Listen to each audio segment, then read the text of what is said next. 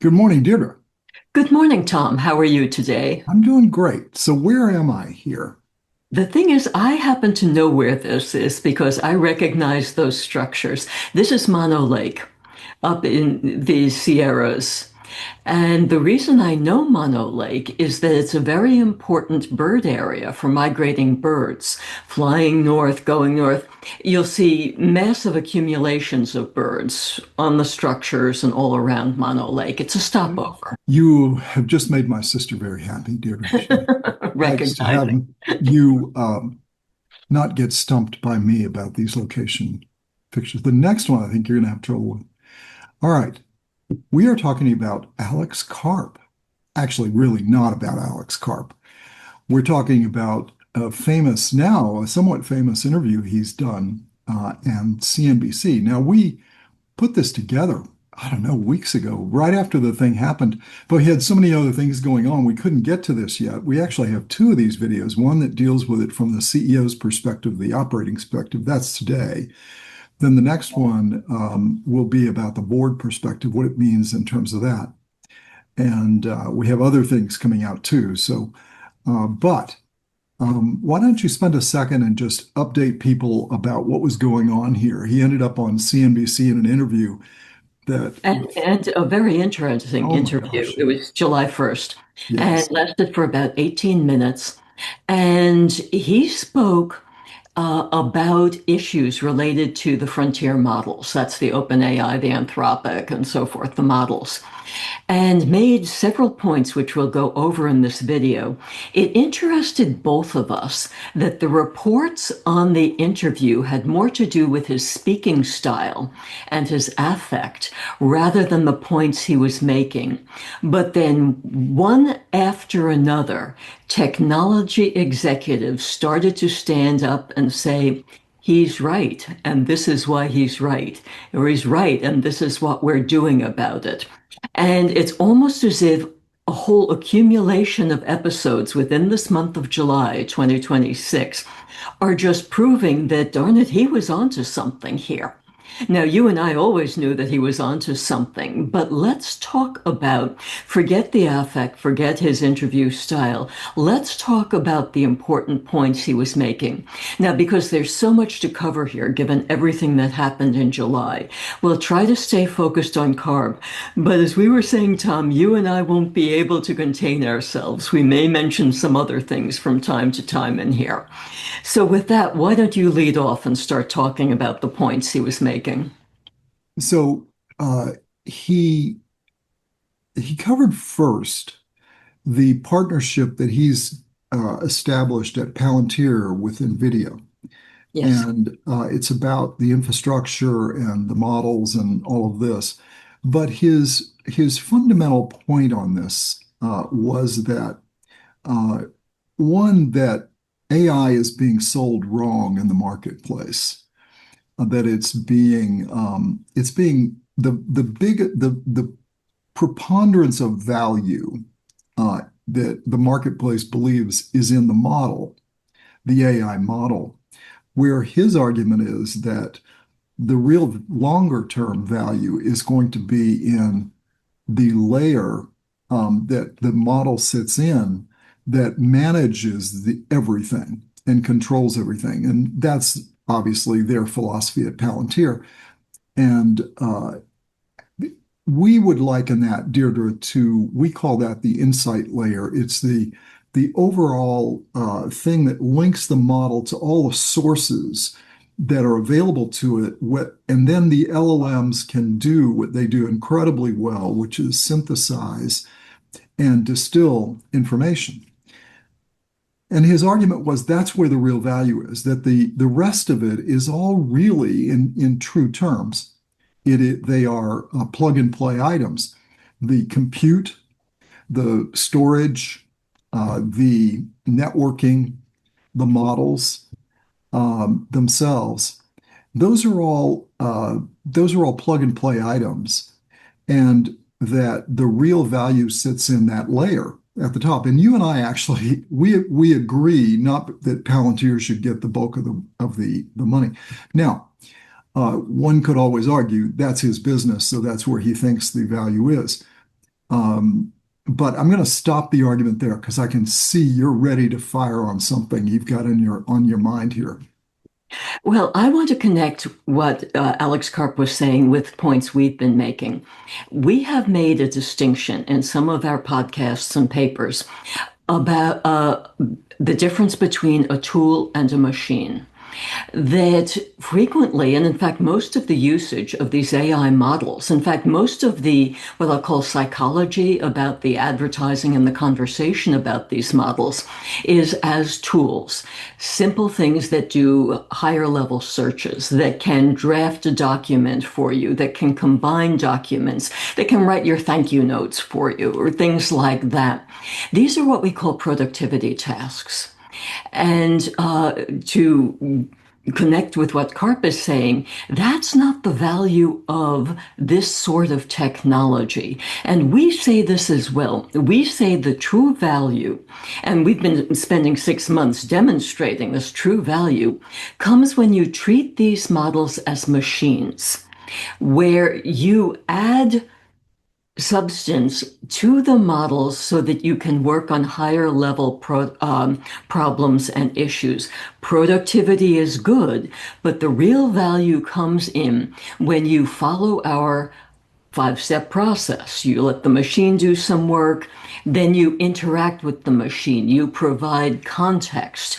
You let it synthesize, you do synthesis with the machine, and then you, as the human in this human machine partnership we keep talking about, step away from the machine and you finalize this, the output to make it useful for your business. This is important for a number of reasons, a number of things that Karp said.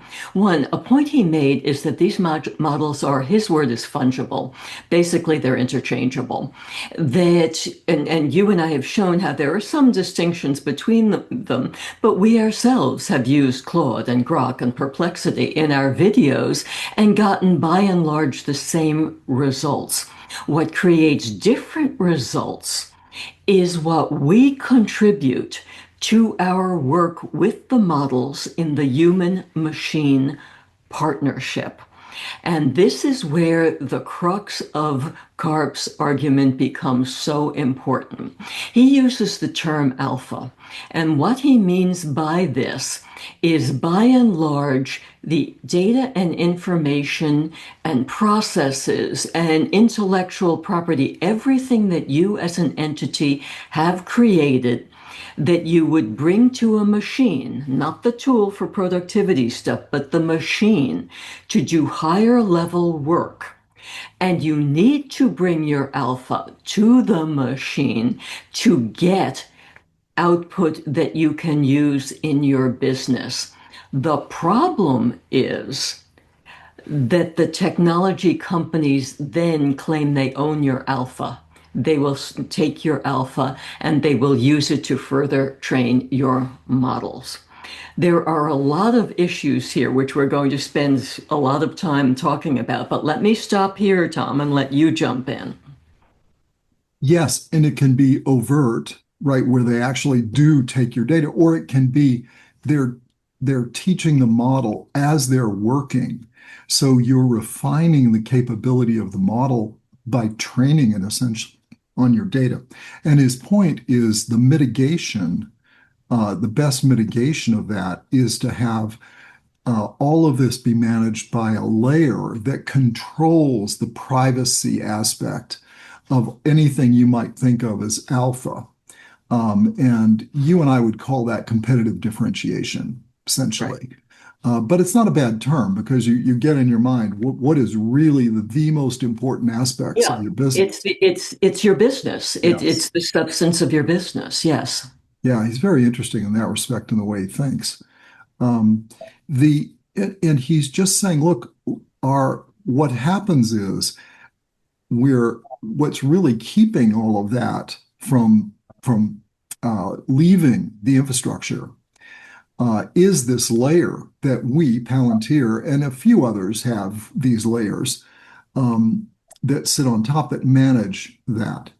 Uh, and they manage a number of things, but one of the things they manage is the access to the data and the ability for the data to be kept inside the organization and not permeate outside. Yes. You're getting ready to make a point, I can tell. Well, I You just want don't to feel jump. strongly about any of these issues, I I know. have opinions about this.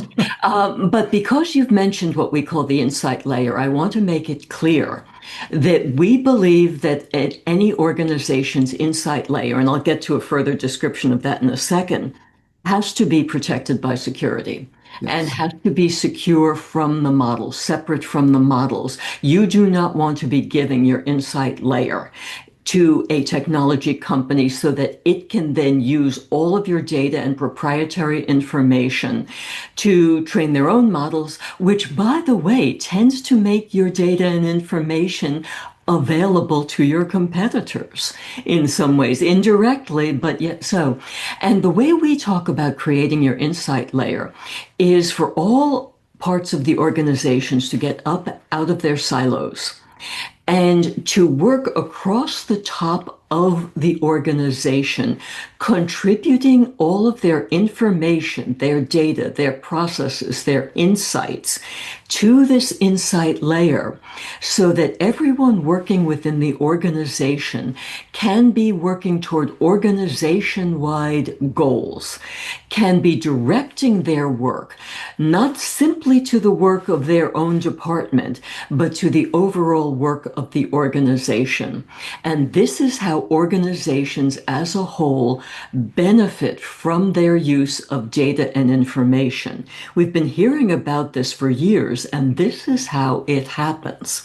But what's very important, and this is one of the reasons that what Karp was saying resonates so much with us, is that you cannot make your insight layer available to other people like these technology companies. What Karp is saying is that the technology companies are not giving businesses the choice.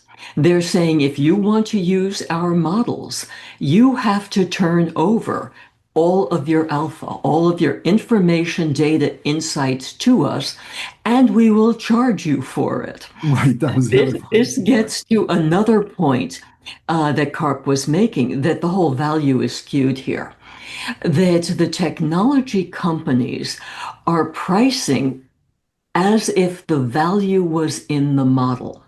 But as we've been saying, these models are interchangeable. That's not where the value is. The value is in each business's human machine partnership using each business's equivalent of the insight layer of data and information.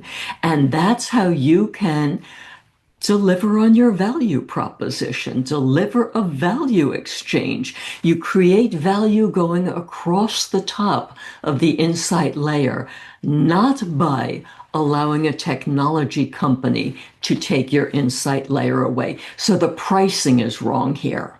And I'll stop here because I can see you have things to say Yeah, here. yes. Well, so one could, the cynical side of someone could say, well, obviously, he is a company that a public company that sells the insight layer, our definition of his insight layer. Right, Uh, and as a result, of course, he's going to argue that's where the real exchange is here, is right. in that insight layer. And that what he's really doing is trying to tell everybody, look, you've got the pricing, you've got the value position wrong because we're the ones at the insight layer that are providing all the value, not the models. Now, you and I would say, okay, fine, you can make that argument and that's good. But we do agree that there is, and matter of fact, I just wrote a paper, you just read it. We're getting ready to talk about it. It is about what were some of the issues underneath the breakout of the model that was being tested or the two models that were being tested at OpenAI recently that broke out into Hugging Face. Right. And there's a lot of depth in that on the surface you won't see. It's much like this argument that Karp is making, but there's a similar point there. One of the ways that can be mitigated by a company is to have the insight layer that has the protections in it to keep not only the data that you care about in the company, but also keep others out of the company, Yes. right? So the point was about where is that value? My argument, and you and I share this argument, I should say, our argument about this is what Karp is talking about here is the top companies in the world and the top enterprises and organizations of the world, governments, um, defense departments, um, intelligence agencies, the biggest companies in the world. There's no doubt in my mind that having that layer that he's got that sits on top, and having those layers like that are important for the company because they provide enormous value. Our argument is yes, but there's a huge segment. Matter of fact, way more people, way more customers that sit in the small to medium business. There are various ways of calling that they can get a tremendous amount of value from the model itself if they're just careful about how they treat their alpha. Right. But you can pay $20 a month, and if you set it on the right model, you can get enormous value. It may take you a little bit longer, but you can get an incredible value acting as the integrator and the synthesizer of these data points. And we've demonstrated that in a number of videos that we did back in the early part of this year. So the advantage, what he was saying is, look, the problem is not only are you paying for the model at high values, you still have to pay me. And you're paying me a lot of money, me, Karp, putting this layer in place, this platform, and that you shouldn't be having to pay that much for the model because it's more plug and play. It's more part of an infrastructure. Now, what he ended with and where he stopped that argument was where he said, and the CEOs of these organizations and the leaders of these organizations are, his term, livid about this because they're being charged an incredible amount of money. And that, matter of fact, can go all the way down into a business that could be considered at the upper end of the medium-sized business if they're Mhm. using it for research or design. So he was making that point, and he challenged the panelists, said, "Look, every one of you can pick up the phone and call the CEOs of top companies. Do it. Ask them what they think about this." So that was the essence of that particular piece of the argument, Deirdre. It was a matter of that these tech companies have lost credibility because they're pushing value that really isn't there, and they're trying to push it, and that it's sitting in the wrong place. And as a Mhm. result, you're missing an element that you should be thinking about, which is this layer that sits on top, not because just of that functionality, but the fact it protects your data on both incoming and outgoing sides. Right. Karp used the word trust, and trust permeates everything we're going to be talking about for the next three videos, Tom. But where Karp was talking about is that these models are being oversold, that the companies seem not to be making the distinction between what the models alone can do, and remember the models are interchangeable, and then what companies need to contribute to get the value out of the models.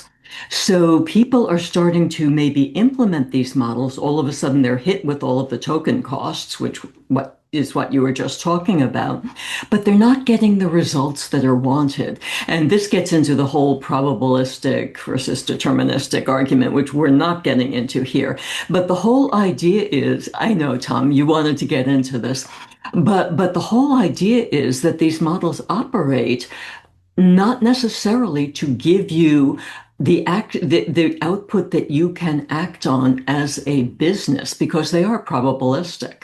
They will give you options, ranges, and so forth, but not the work that you can act on as a business unless you contribute your alpha to the machine. So there's no way out for you. And this is creating a major trust issue, in addition to annoyance at the rising costs. Yes. We keep hearing about how companies are now telling their staff at all levels to reduce their use of AI because the use of tokens is just becoming too expensive. This is not what a technology company wants to hear, that we have to limit the use of your technology because we can't afford you anymore. A bad position for any technology company to be in. You want your technology to be adopted, widespread use, and so forth. But if people can't afford it, if they don't trust it anymore, if they're learning that your output is not what you thought you were going to get from the use of the model, then things start to go awry here.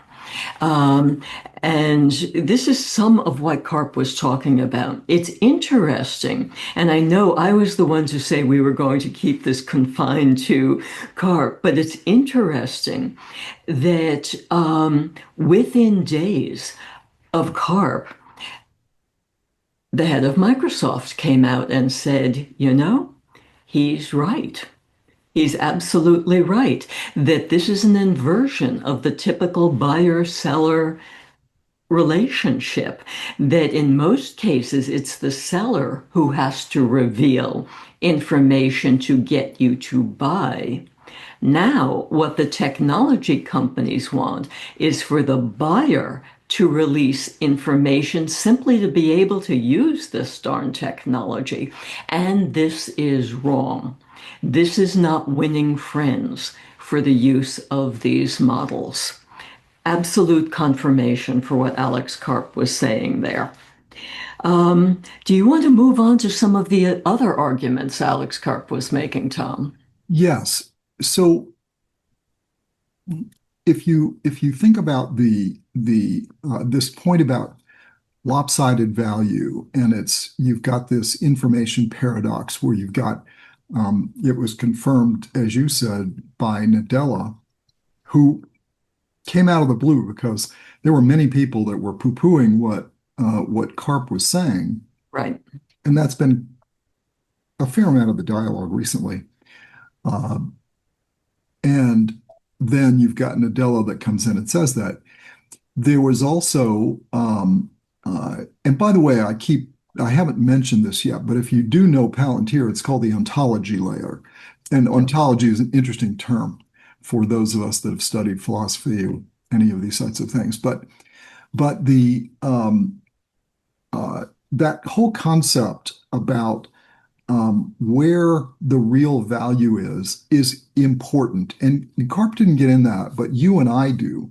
We Yes. say it's really important for you when you're running your company, and you know this intuitively anyway, as an entrepreneur, you're always looking at what is yielding the value and what's not. And how do you make sure you're maximizing the assets that you have access to deliver the maximum value? And say what you will about Alex Karp, he is an entrepreneur at heart, right? And a lot of these fellows are, like the CEO of Nvidia, and you just know the entrepreneurial spirit is there. And you've got Elon Musk says the same thing. They're all saying the same thing, that you when this value is really in the wrong place and the compensation is wrong, I think it offends their system. And you could see it in Karp. It was offending him deeply because he deeply believes that the value is in the wrong place. The reason why we say it's important to know is because you want to know where is that value, and more importantly than anything, and he makes this point in this interview, is that you need to know if your alpha is protected. And Yes. and he's saying that if you don't know where your alpha is protected and you're spending a lot of money in the wrong place, you're going to be looking at the wrong place. And you may lose sight of the fact that you're on the side. you're training on using your alpha, you're training, and perhaps you don't even lose the alpha, but you lose that somebody else now has access to that because if they ask the right questions, they can get it. So he says, look, it's not just the data itself.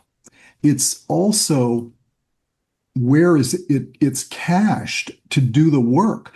Did it Yes. lift the value out into where the model is if it's not hosted on your servers? And how is it protected there? And then also the prompts you use, because if you're using a similar set of prompts and somebody else in your industry would naturally use those same prompts, if you're if you're training their model either passively or actively, meaning they did it and they're holding your data as training data because you don't know that they did it, or they did it, but they did it in the process of working with you. You've trained their model. It can then return some of your alpha because your competitor asked similar prompts because you're in the similar industry. That was his point. It's much deeper than what the the surface would say. Um, so that was the essence of that. And then you also had at the same time you had this exchange with actually I don't know if it was exactly an exchange, but what Mark Benioff had to say. You want to take that one, Deirdre? Um, Same Basically, day. he said, "Look, okay, I'm not charging enough either because I have an insight layer, right?" And it was the same day that Microsoft came out and made the same point that Mark Benioff came out and said, look, Salesforce, we are issuing a version of Salesforce which we're calling Salesforce Zero Copy because we do not copy your data. We leave your data in your hands so you can use Salesforce without worrying about the issue Alex Karp is talking about. Now, think about that. By the way, I think that's a very compelling sales practice on Mark Benioff's. He's a smart salesperson. He knows this stuff. But think about this now that these other technology companies, besides, say, the OpenAIs and the Anthropics, are starting to say, we recognize an issue, we recognize a trust problem here.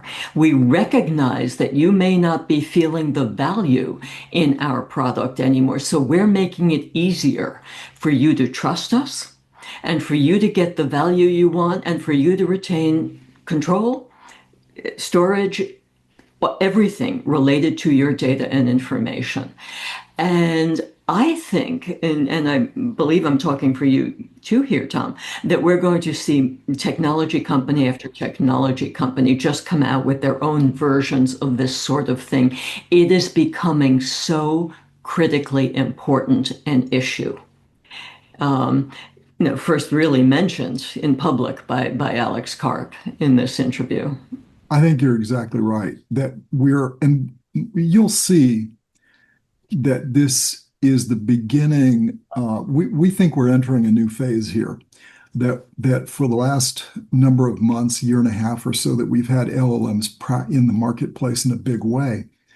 The market has been developing and figuring out these things and how to use them. And now that people are starting to do that, these issues are starting to come up, and they're issues that we believe are the ones that matter. And so it's in some ways it's encouraging because where we right away saw the Karp interview and said something's going on here, we got to dig into this because he was making really powerful arguments. And the first reaction from many in the industry, obviously, was to poo-poo it. But then you get Nadella and Benioff to come out right away and support what he's saying, and then you start to realize, okay, he's got something. IBM obviously looks at it in a similar way. They're just not as vocal about it yet. They will, I'm sure. But it's just logical, and it's why we believe that you have to develop the two different ways of working as a CEO. You have to have that foundation of functional knowledge, which is what we call vertical knowledge. And you develop that vertical knowledge in many ways, but it's the silo knowledge. You have to have knowledge of sales, you have to have knowledge of marketing, manufacturing, development, that sort of thing, engineering. But we think there's that second layer that's half of your work anyway, and that's the integration. We call it the insight layer that enables that for you. But this is the flow work. This is the workflow. Learning how does it flow? How does your work flow? How does it flow from the start of the business all the way through delivery and then back through support and so forth? So it was encouraging to see how quickly these CEOs were coming in and saying, not only do I agree, in Benioff's case, he renamed a product, right, to do that and said, I don't know that I'm charging enough for that product. It was really interesting. And these are two people that don't necessarily agree about much. Um, so that was the kind of the essence of what he was talking about. There's some other related issues, and I'll let you take it from here, Duda. I think there's one more issue that I want to mention, and then we've got so much to say about how you've started to talk about it, but things CEOs have to be thinking about in relation to this. And this next issue, and this is one that Karp brought up, is his word was sovereignty. Yeah. But what he was talking about is that it is the attitude of the technology companies like OpenAI and Anthropic that they own the models and therefore they should be able to control the use of the models. From a business point of view, this is not a functional way to go about it. But anyway, what they mean by that, and what has started to happen with some of the models, is that if they disagree with the way that you want to use a model, they will cut you off. And some examples, podcasters and newscasters and all sorts of people have been showing examples of this, where someone might type in, "Hi, this is so and so. I have a question X," and an answer will come back. "Well, I see your resume, I see your question, and combined, they make me feel I don't want to answer your question." Now, think about this in a business setting. This is absolutely dysfunctional. This cannot happen. The way that Karp was, and I'm about to throw some more Karp vocabulary at you, he was talking about the weights, what the term weights, weights, and what he was saying is who owns the weights here? What he meant is who owns the model. By and large, we have gotten used as business people to pay for your subscription, to buy a CD, to download something, and then you control use of this.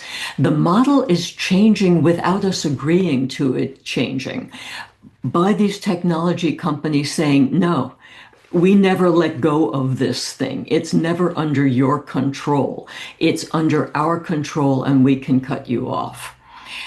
Now, you and I have both been CEOs, Tom. We've both had multiple CEOs. If any vendor tried this with me, I would cut them off immediately. I would stop using their product, because what is most important for me as a CEO is to be able to depend on my suppliers, on my supply chain, on my ability to count on the use of a tool or a machine in my strategy, in my operations plan, so that I can proceed without thinking about it. And if another question is entered into my mindset, as these technology companies want, I have to add another question of, will this vendor permit me to work with their model in this way? Then I just don't want to work with that model. I will find other options here. You want to say something? Well, this is the argument that Anthropic got into with the U.S. government, where Anthropic has a completely different philosophy about this. It believes that the safety of the answers or no, better said, the safety of the product of its model the safety of that is dependent and is in the hands of the model owner, right, Right. themselves. And that to your point, they will watch the prompt and they'll render a choice of go, no go based on the prompt and the prompter, right? And now this is most visible in their most their highest level models. In their case, it's Fable, but at the moment, but this was the argument. This is the argument, and Karp is saying, no, no, no. That's not the function of the model. That's the function of the layer. And by the way, the layer has a bunch of safety aspects to it, but one should be not does the model provider own safety of the product of the model, but the one who really owns it is the person who is executing that and owns that layer, which Right. is the company itself or the institution itself, and it has to. And that um, if you don't like the makeup of that model, excuse me, of that owner, that company, that institution, that organization, don't sell it to them. Right. Just don't sell it to them. Right. Now he didn't go as far as to say that, but that was the implication of what he was making, the argument he was making. And I know that from my IBM days. We would make one ruling, and it was about, breaking the laws of the country that it was executing in, and whether you would sell that enterprise. Now, this is many years ago, because the capability we were providing was cutting edge, provided by very few others. But the number of times that IBM refused to sell was so rare, Right. um, and that it just really almost didn't play Right. a factor. They just wanted to have that out in the contract, but it was rarely executed. But that was the argument Karp's making is, look, there again is something that he believes we have placed in the wrong place. And so he has a fundamental disagreement with Anthropic on not should it be rendered, but who, where, and when. When does it happen? Not in the middle of production after you've installed it and it's running and it's part of the value of the organization. It's a really interesting argument, a good one. But the organization, as you said, they have to make their own judgment. Some Hmm. organizations may be willing to live with that.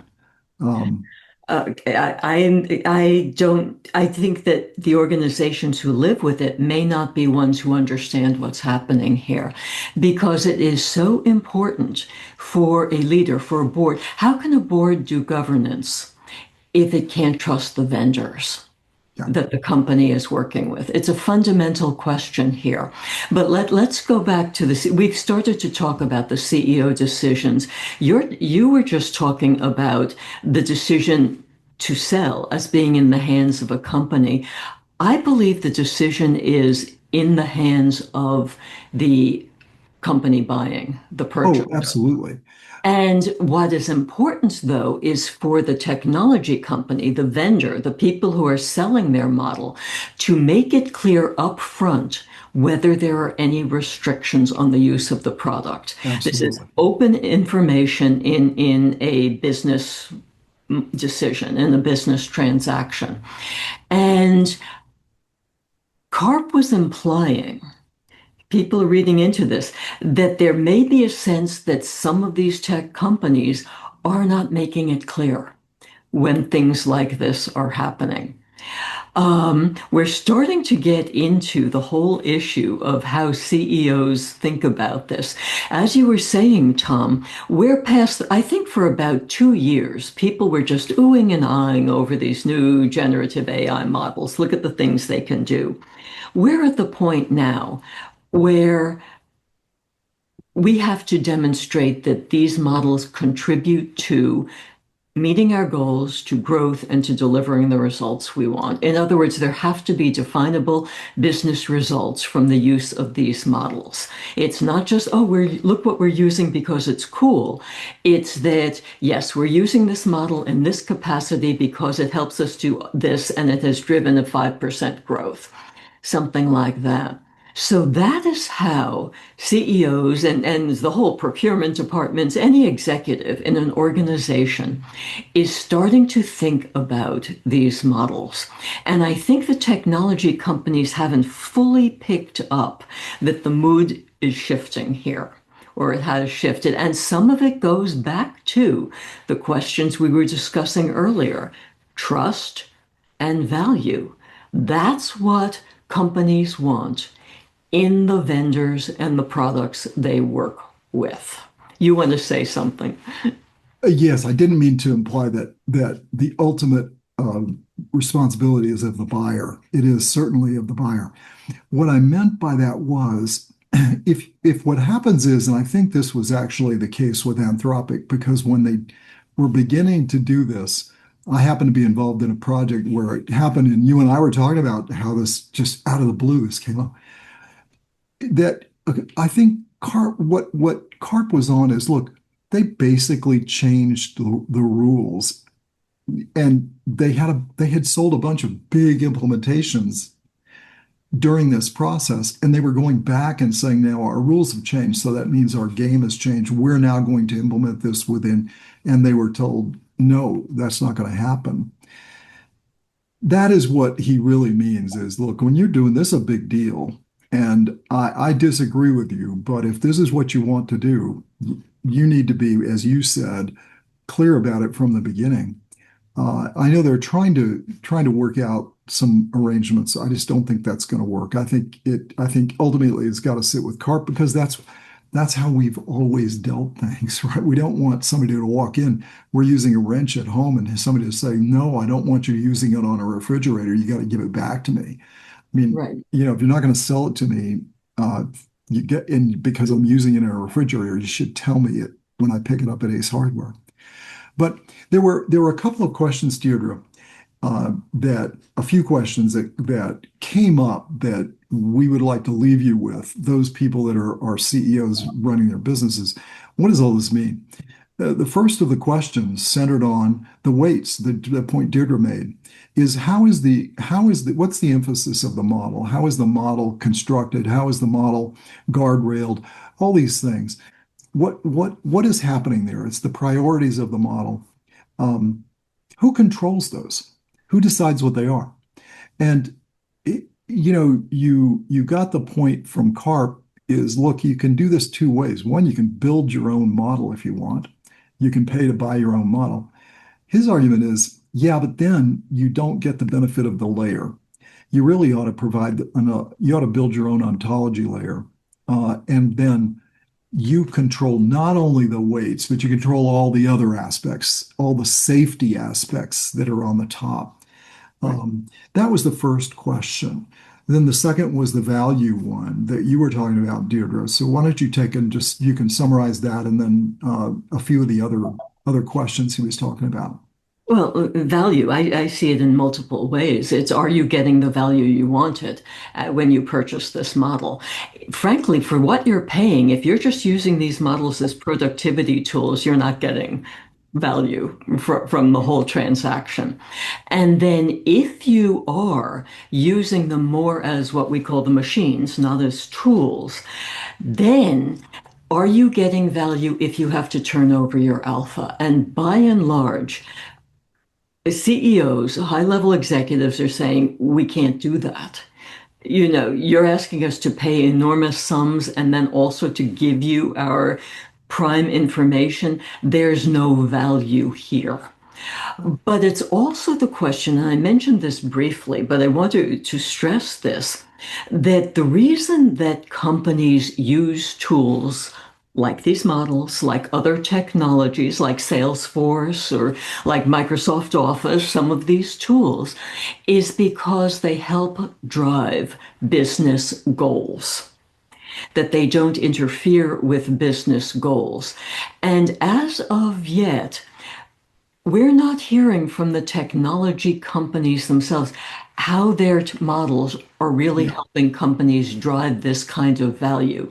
You and I talk about it through the creation of the insight layer, which provides the greater access to information, and then the models have more material to tap into, and then therefore provide better results and so forth. But this is us talking, that it's not the tech companies. And so it's not easy for a lot of companies to see the value chain.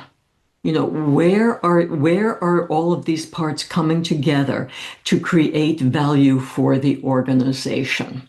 So that's something that these are questions that CEOs and certainly boards as well have to be asking whenever they sign contracts with any of these vendors or a lot of, there's so much to say, Tom. I'm jumping a little bit here.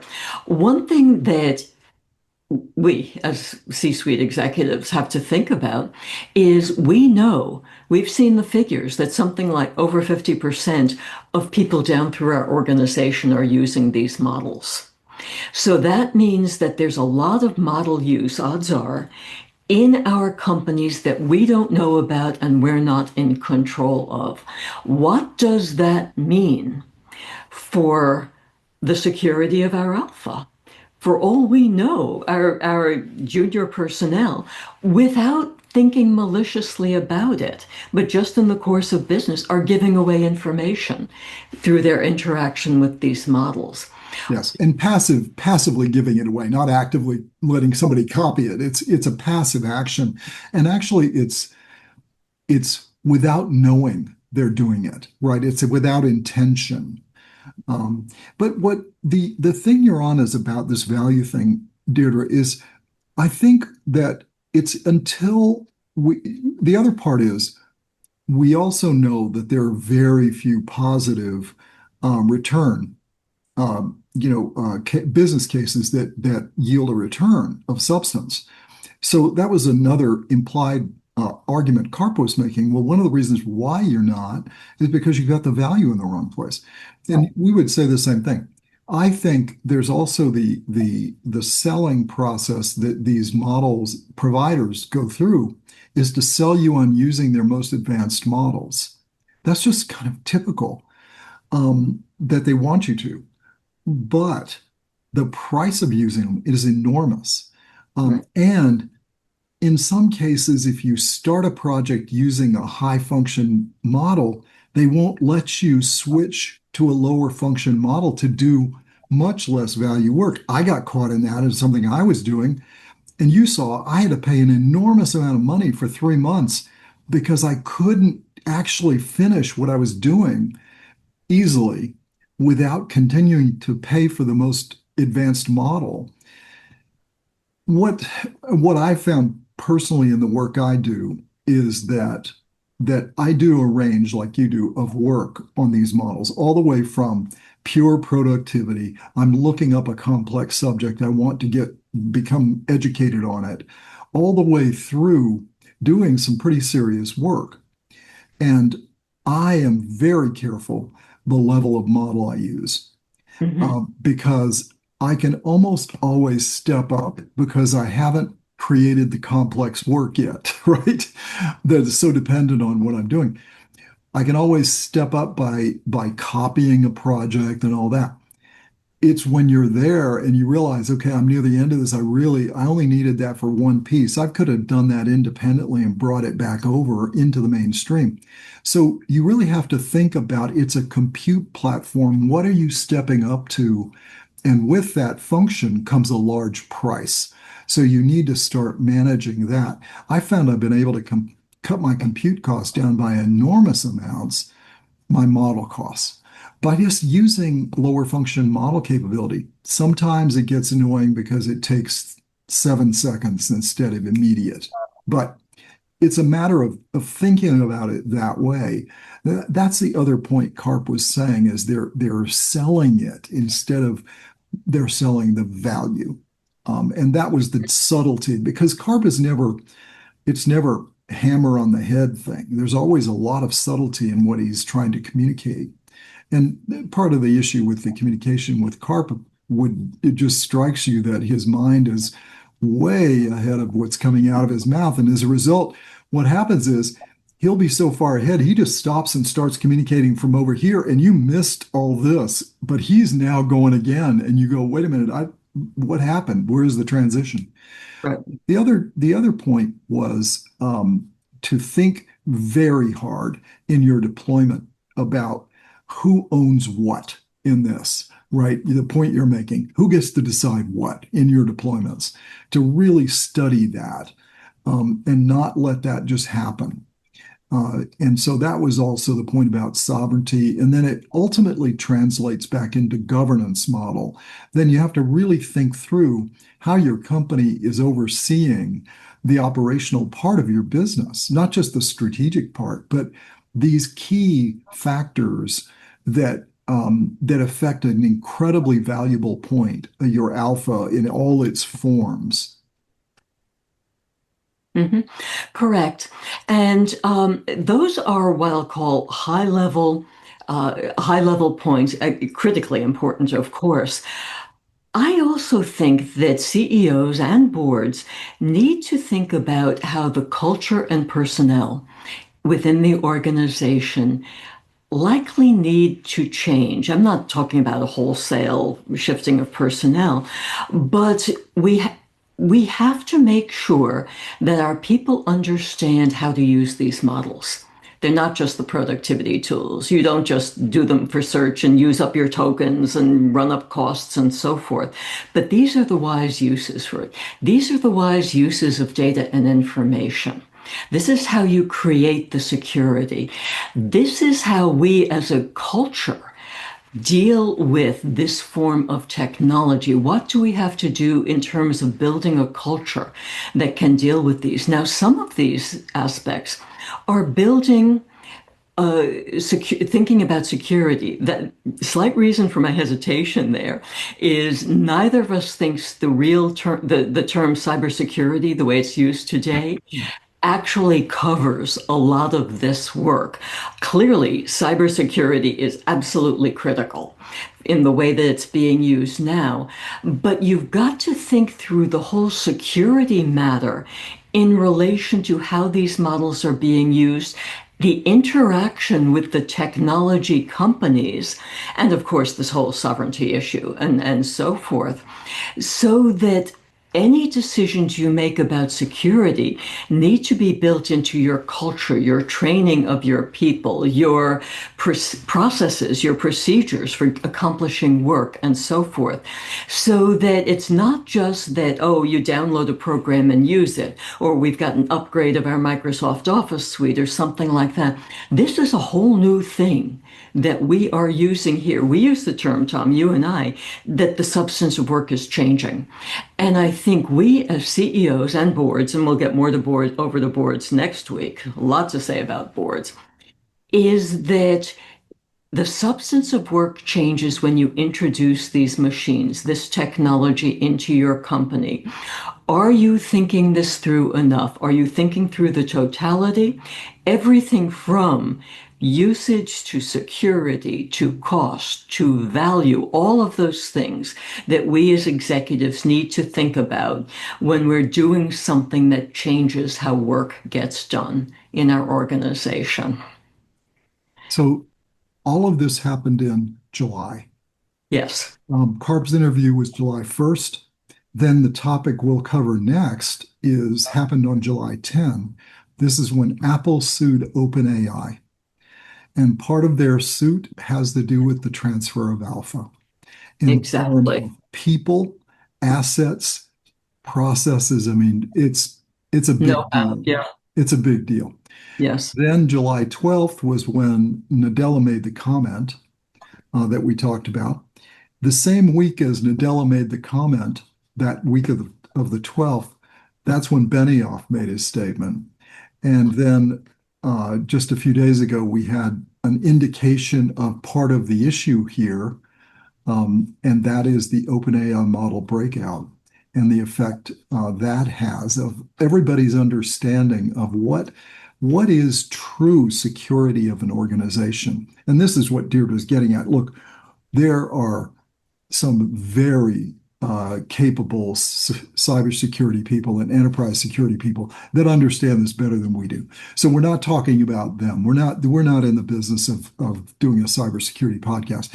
This is for everybody else. We're not even talking about the highest level tech people either. This is for everybody else that has to worry about their marketplace, their competitors, their pricing. Having been there as we have, Deirdre, Mhm. you spend your time worrying about your business. You only learn these things if you have to. And our point behind deep business is our whole purpose is to identify things we think have high leverage, whether that be high positive leverage or high risk or both. We continue to think AI is, and we have some work being done now on that subject. That is why we've spent so much time on AI, because we believe AI is much like any incredibly valuable asset, water, fire, electricity, nuclear power. They have huge benefits, but they also have huge downsides. And it's that ability to manage both, to achieve the benefit at the highest level and protect yourself against the downsides so that you don't minimize your benefit, but you maximize both for Right. yourself, the protection against the downside, but you maximize the use. That's the trick.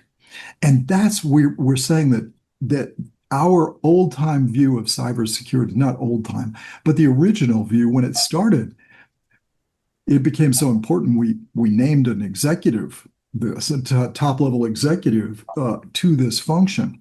That has now become a very interesting field where it is somebody who knows how to manage that Correct. equation. Um, and we know the cybersecurity world, they understand this. They're talking about this, probably been talking about this for a lot longer than we have, but this is for the rest of us. But the interesting part about this is that this stuff is happening at big levels right now. When you have three major CEOs, and I'm including here the not yet the Apple lawsuit, and there's all kinds of implications to that. We'll deal with that in the board version, this next podcast, 75-2, where we'll deal the implications, but that'll just be the start of it to get us talking about the subject. There's so much to say about what the effect of that is. Deirdre, would you like to just give your final thoughts here? Um, it's interesting for me to note that these topics are all of a sudden appearing in the business press. You know that I spend a lot of time every day just searching through the media, seeing what people are talking about and so forth. And no one was really talking about security of these models or value of these models. Everything was, yes, you've got to get out there and start using AI and doing this, that, and the other. And now within the past few weeks, it's say, hey, Alex Karp has a point. Should we think about this? Or Mark Benioff, that's an interesting thing he's doing there. And Nadella, interesting point here. Hey, we're starting to see an accumulation of question marks here. So maybe we, as the business press, should start raising some of these questions a bit stronger ourselves. And I think the breakout incident, which we'll get to as well in our podcast, has really started to get people to say, hey, we have to think more analytically, I'll put it that way, about what's going on with these models. Yes, I think it's more important, especially with AI, you and I believe this, that it be understood as that it's got two sides and that you shouldn't let one side dominate. You should be thinking and managing both sides, the Right. incredible benefit it can provide and the incredible destruction it can wreak on your. I keep using the wrong word there, Deirdre. It's It can do bad things to your yeah, business. Yes, bad that's things. where it I is. struggled. I struggled with that this morning. You actually had to spell it for me to get me to say it Right. properly. But anyway, that this is the real issue is to be able to understand how that balances in your organization for a lot of reasons. One is the value argument. We talk about value all the time because Right. that is the value equation, what you're providing in the marketplace, what they're giving you back in return. That is what business is. And staying focused on that value is really important. And if you take anything away from this, it's really that. Are you getting what you're paying for here? And is it falling in the right place? Um, and making sure you keep that at the forefront, this value exchange. I'm spending an awful lot of money on the model, but there's so many other aspects. And we were talking about this morning. When you really start to think about the case that we'll be talking about soon is the model breakout that occurred at OpenAI and Hugging Face. You really see starkly this point about that in order to properly manage that situation, not only as the vendor, OpenAI, but also as the um, the organization that received the breakout, right, which was Hugging Face, both, it's really important to manage both sides of this. And there were failures in both that allowed that, not first of all, to break out, and then secondly, to actually penetrate and achieve what it wanted to achieve. So we'll go through that and the implications. What you take away from that, and this is the point I made to you this morning when I was talking about this, dear, is that when you think back to the value exchange, you say to yourself, if you're going to do this right, you're going to spend a lot more money on this than you think you are. And the point I think that Karp is trying to make ultimately here, to summarize, is look, to do this properly, to do it well, you're going to have to spend money on various pieces of this. And one piece is not just the compute power that you have to spend or the model itself, but it's on that layer that does so many things that really provides the high level value and the high level internal and external security and Right. the management of all this. That's the thing you take away more viscerally with the OpenAI example than any other example I've seen so far, is where that value really is. So you almost become a believer in Karp's idea. Now I am because I've worked with it, so I understand what that layer does. But Right. um, but and all these things, and I'm losing my voice, dear, as you can tell. So Right. I apologize to all of our audience here. But let me jump in. I mean, clearly, we've got so much to say about this, and we've already told you we're going to do two more podcasts on these issues. At least we'll probably find more to do. But I think Tom's point is a good one to end this one on, that the value of everything surrounding this should be a guidepost in figuring out your use of these models, and more to come very soon. Dear, it's always a pleasure. Always a pleasure, Tom. So long And for I'll work on now. my voice. We won't record another one until I get my voice back.